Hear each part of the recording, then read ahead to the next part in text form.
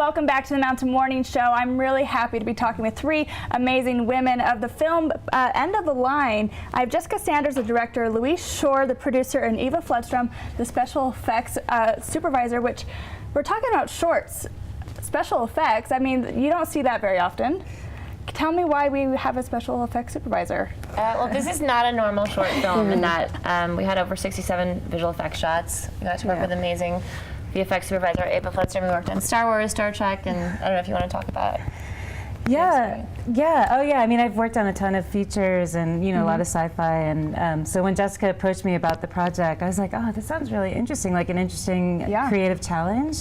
Creating a character this big. So, yeah. So we had a lot of fun just sort of formulating how we were going to approach it and execute it. I mean, that was the huge part of it. So. Let's go into a storyline, because you mentioned a man this big. Who is he? So the story is based on a story called End of the Line by the writer Amy Bender that I read 12 years ago in her book Willful Creatures, and I was obsessed with it. It's about a lonely man who goes to the pet store and buys a 2-inch man in a cage and brings him home. No big deal. And it's just this wild tale that stayed with me. And in a short amount of time, it explores themes of like loneliness and desire and power dynamics and the abuse of power.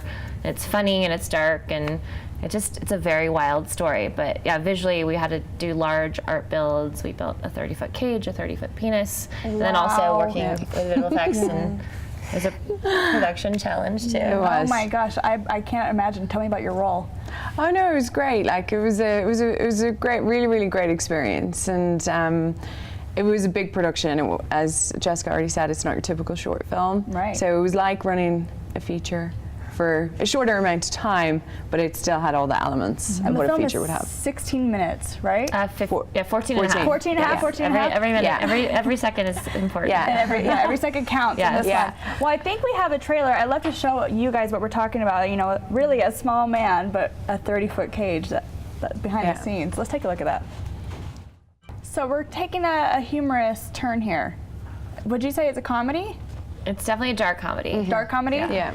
I don't want to give it away, but what kinds of things should the audience be expecting in this film? Well, Brett Gelman plays the big man. You may know him from the movie Lemon that was at Sundance here last year, or Stranger Things, and he's very unruly as a character, and he has a very large emotional range. And then Simon Helberg plays a little man. He is in The Big Bang Theory. He was in Florence Foster Jenkins. So they're very different characters, and just what happens when this little man Simon is I think. The audience thinks it's kind of like going to be a comedy because the big man thinks he's going to buy this friend, and his little friend is not what he expected. This little man's like arrogant and more well-traveled, has a family, and the big man has this lonely life. So, how did you find all these great people to work on this short? My background's in documentaries and also commercial director, and just working with top amazing talent. But Louise was highly recommended. She had produced a feature that a friend of mine had done, and Eva is like one of the top visual effects people working on Star Wars and Star Trek. So it just scored. We got all top level talent, and then we couldn't have made this film without Refinery 29 and Shadowbox and TNT. They have this incredible initiative to support female directors, because right now Hollywood is very unequal in the hiring practices. Last year, 4% of Hollywood features were directed by women.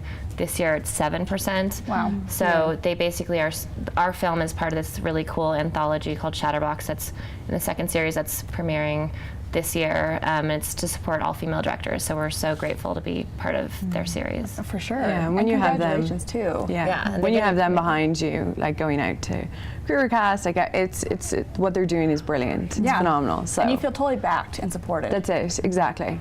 Yeah. Well, congratulations on getting to Sundance, and I hope that this film goes beyond Sundance as well, and kind of goes to a wider audience, because it looks hilarious. And it looks really fun, and I really appreciate you guys coming on the show. Thank you so much for having us. Thank you.